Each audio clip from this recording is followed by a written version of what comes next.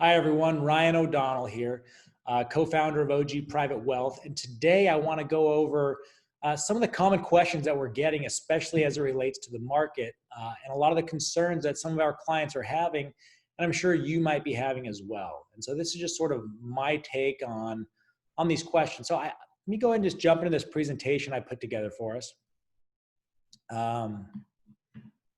Okay, I'm going to give me a second while I turn into an actual presentation. Okay, so what questions and concerns are we hearing from clients? Well, number one is we think that people think the market has come back too quickly and it's bound to drop again. And the rationale obviously is, or the thought process is, we've come back almost to where we were in February. I'll get out now, I'll watch the market drop back down to where it was, and then I'll get back in. Right? That makes sense. If that's your thought process, then sure, why would you not do that? The market is not pricing things properly. People feel like, either just their own intuition says it has to drop, and so they feel like other people aren't acting rationally. They're saying, I can't understand why the market's going up. Some people feel that there is this second wave coming and the market has to drop again. It's just this certainty of what's going to happen.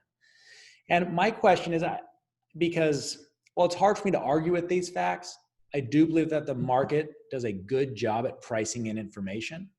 So I always say, well, if you get out, then what?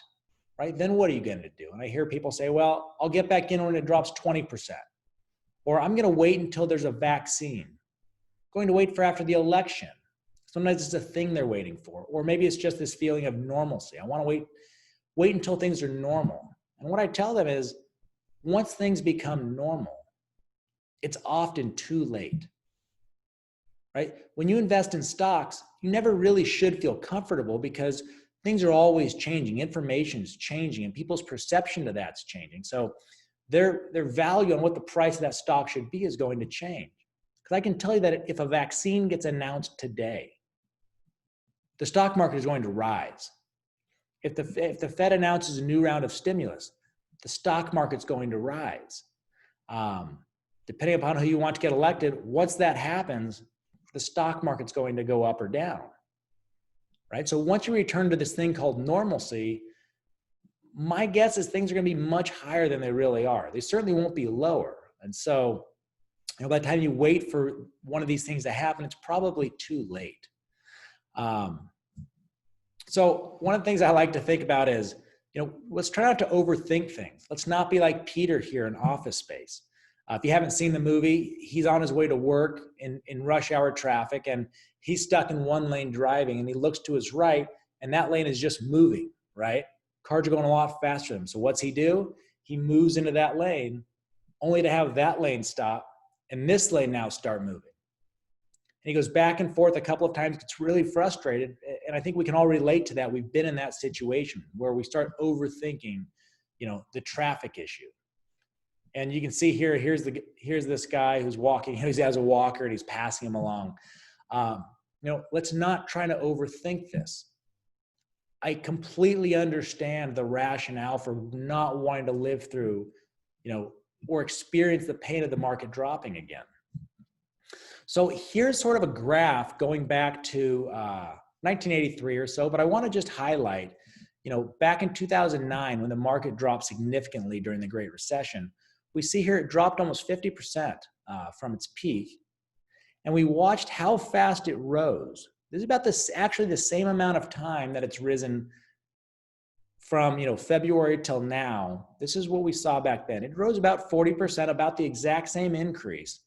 And I remember the same conversations. People thought, okay, I'm going to wait for this to drop back down to those levels, and then I'll get back in. And we did see a small little drop, but my guess is you didn't get in there. And so if you were one of these people back then, and I actually know some of these people, they waited.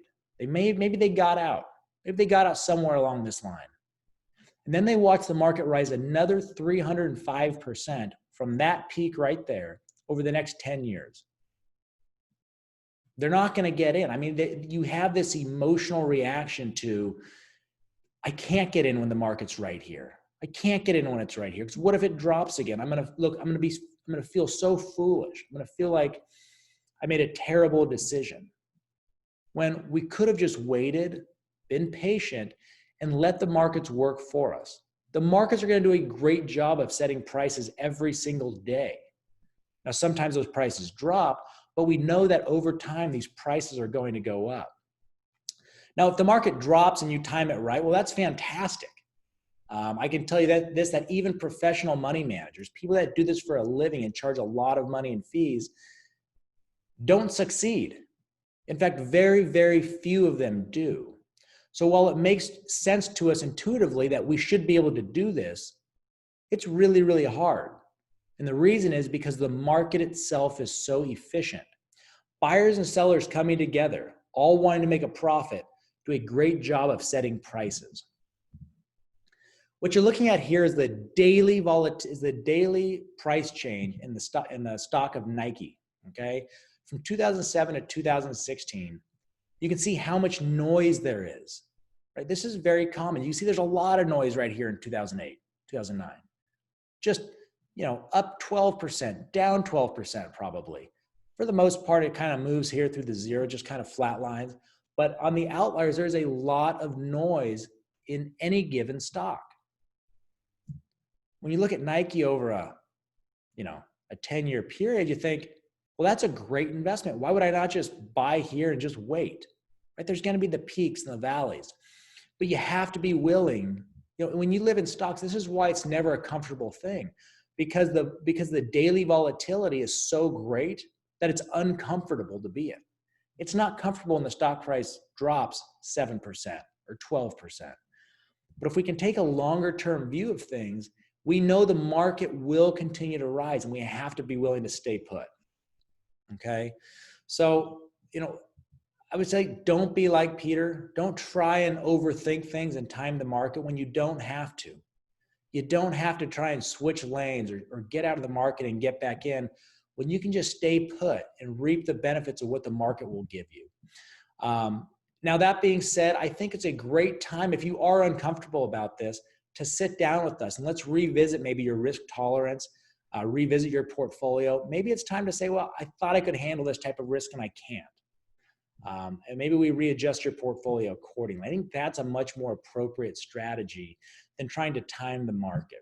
So if you have questions, reach out to us. We'd love to talk to you. I'm Ryan O'Donnell. Have a great day.